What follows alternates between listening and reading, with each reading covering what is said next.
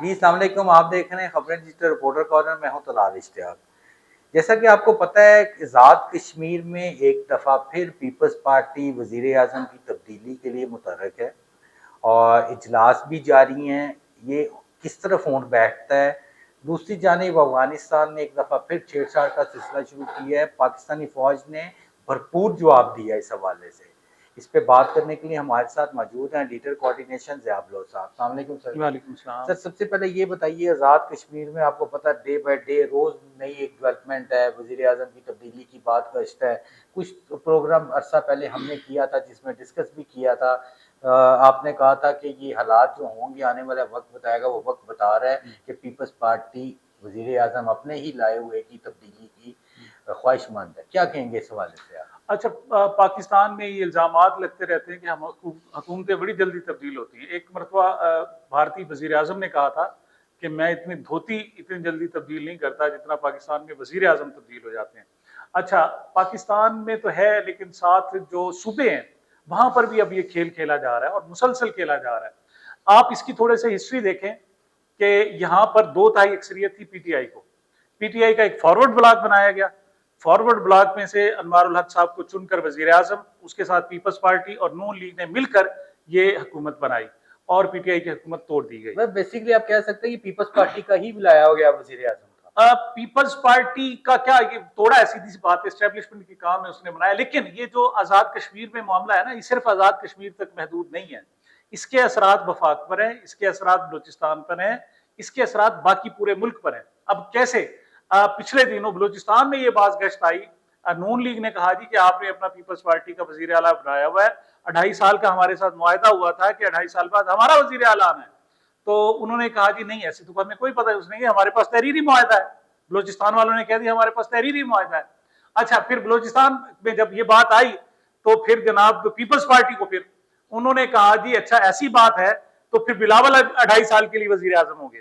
مطلب آپ بلوچستان میں ہماری حکومت تبدیل کرتے ہیں اور نون لیگ کو لاتے ہیں تو پھر وفاق میں بھی پیپلز پارٹی اپنا آخری جو ٹرینور ہے وہ پورا کرے گی۔ مطلب یہ ہے سر بعض سے کبھی معاہدہ سامنے نہیں آیا، لیکن سمجھ سے باہر ہے۔ مطلب آپ بالکل ٹھیک کہہ رہے ہیں کہ آپ بہت سی جگہوں پہ یہ دیکھیں، یہ میں نہیں کہہ رہا، یہ تو نون لیگ کہہ رہی ہے نا، یہ تو نون لیگ کا دعویٰ ہے۔ جھوٹ بول رہے ہیں تو نون لیگ والے بول رہے ہیں، ان سے پوچھیں، وہ کہتے ہیں ہمارے پاس تحریری معاہدہ ہے۔ پہلی بات تو یہ ایسا نہیں ہونا چاہیے، ہمارے یہاں جو حکومتیں بننی چاہیے وہ مینڈیٹ پر، ووٹ پر بننی چاہیے، لیکن یہاں ووٹ پر حکومتیں نہیں بنتی۔ مطلب اپنے پہلے فارورڈ بلاک بنایا، اس کو جناب توڑ کر حکومت بنائی اور پھر اس کو ختم کر کے اب پیپلز پارٹی۔ لیکن اس کو تھوڑا سا کسی اور سینیریو میں بھی دیکھیں۔ ایک یہ ہے کہ پیپلز پارٹی کو کچھ دیا جا رہا ہے۔ ایک بات یاد رکھیے گا کہ اسٹیبلشمنٹ کسی کو دیتی ہے تو بغیر قیمت کے نہیں دیتی، اس کی کوئی نہ کوئی قیمت ضرور وصول کی جاتی ہے۔ اب سوال یہ پیدا ہے، بلوچستان میں پیپلز پارٹی موجود ہے، مکسی صاحب ان کے وزیر اعلیٰ موجود ہے، اب آزاد کشمیر بھی ان کے حوالے کر دیا گیا، تو مطلب کیا ہے؟ مطلب یہ ایک بات اور بھی یاد رکھیے گا، پیپلز پارٹی کی جہاں حکومت ہوتی ہے نا، وہ صرف حکومت نہیں ہوتی، اس میں بہت سارا فنڈ، بہت سارا پیسہ صاحب ظاہر ہے۔ پیپلز پارٹی کو ویسے بھی پیسے کی بڑی ضرورت پڑتی رہتی ہے، اور خاص طور پر سندھ ہاؤس میں کبھی نہ کبھی آپ کو پتہ ہے بازار لگانے پڑ جاتے ہیں نا جی، خرید و فروخت کرنی پڑ جاتی ہے، گھوڑے خریدنے پڑ جاتے ہیں اور بہت سارے۔ آزاد کشمیر پیپلز پارٹی کے صدر یاسین صاحب نے کہا ہمارے پاس نمبر گیم پوری ہے۔ دوسرا جو سابق وزیر اعلیٰ تھے، کیا نام ہے، پی ٹی آئی کی طرف سے بعد میں ادھر کی، انہوں نے بھی کہا ہے کہ نمبر گیم پوری ہے۔ اس مین کے وزیر بات یہ ہے کہ پیپلز پارٹی کی کہاں اوقات کے وہاں نمبر گیم پوری کرے۔ بات آپ یہ دیکھیں، وہ بھائی گھوڑے ہیں، فارورڈ بلاک کے لوگ ہیں، وہ اسٹیبلشمنٹ کے لوگ ہیں، جس طرف ہاتھ دیا جائے گا اس طرف چلے جائیں گے۔ انہیں کہہ دیا جاتا نون لیگ کی طرف چلے جاؤ، نون لیگ کی طرف چلے جاتے۔ انہیں کہہ دیا جاتا یہیں بیٹھے رہو، بیٹھے رہتے۔ اب انہیں کہہ دیا پیپلز پارٹی کی طرف چلے جاؤ، پیپلز پارٹی کی طرف۔ لیکن اصل مقصد یہ ہے کہ پیپلز پارٹی کو آزاد کشمیر کی ایک حکومت دی جا رہی ہے، تو اس کے ریٹرن میں کیا لیا جائے گا؟ تو صاف ظاہر ہے وفاق بھی کہا جائے گا کہ دیکھیں آپ کو آزاد کشمیر، آپ سندھ آپ کے پاس ہے، آپ بڑی کمائی کر رہے ہو۔ آپ کو پتہ ہے کراچی میں جو ایک پورا کا پورا ایک حکومت ہے اور ایک ساتھ سسٹم ہے جسے نظام بھی کہتے ہیں، تو سسٹم بھی ان کے پاس ہے، حکومت بھی ان کے پاس ہے۔ اب آزاد کشمیر کی حکومت بھی ان کے پاس، تو انہیں کہا جائے گا کہ آپ وفاق کی طرف نہ دیکھیں۔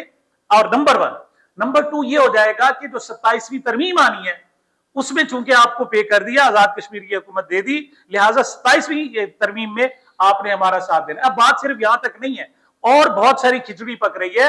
مطلب یہ ہے کہ جب بیٹھے بیٹھے عنایت ہو جاتی ہے اور زرداری صاحب کو کہا جاتا ہے لے اے حکومت پارٹی, اے جناب آزاد کشمیر میں آپ حکومت بنائیں, تو صاحب ذرا ایسے نہیں کہا جاتا, اس کے پیچھے بہت بڑی گیم ہوتی ہے. سر مذاکرات کے باوجود ایک دفعہ پھر افغانستان نے جو چھیڑ چھاڑ شروع کی ہے, الحمدللہ ہماری فوج نے بڑا اچھا جواب, مؤثر جواب دی ہے.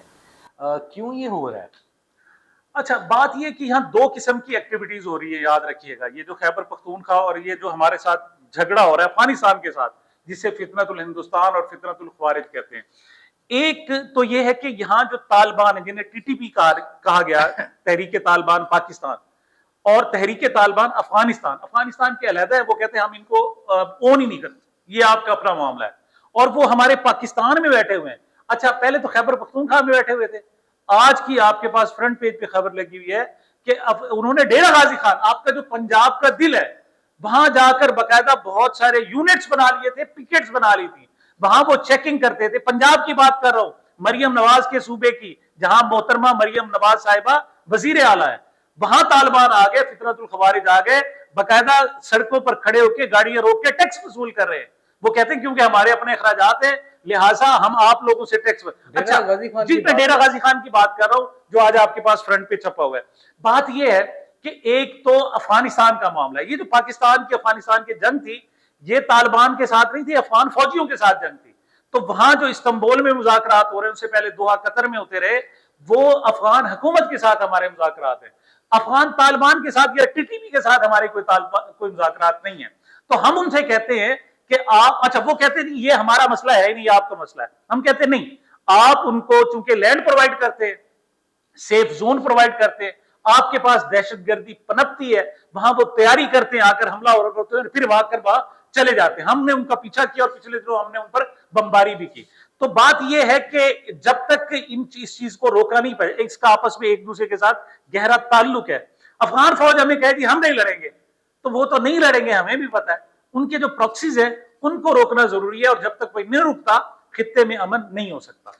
یہ بتائیے گا جاتے جاتے محترمہ ارشد شریف کی جو والدہ کل فوت ہوئی, بڑے افسوس کی بات ہے, کیا کہیں گے اس حوالے سے کہ ارشد شریف کا جو کیس ہے, آپ کیا اس کی انفارمیشن؟ اچھا, طلال اشتیاق صاحب, یہ بڑا انفارچونیٹ ہے کہ 23 جناب اکتوبر کو ان کی برسی تھی, تیسری برسی تھی, اور ہمارے ہاں کسی کو ایک سنگل کالم خبر چھاپنے کی اجازت نہیں دی گئی. مطلب ایون جو مین سٹریم میڈیا ہے اس میں بھی ان کی برسی کی خبر کہیں نہیں آئی, کہیں بھی نہیں آئی.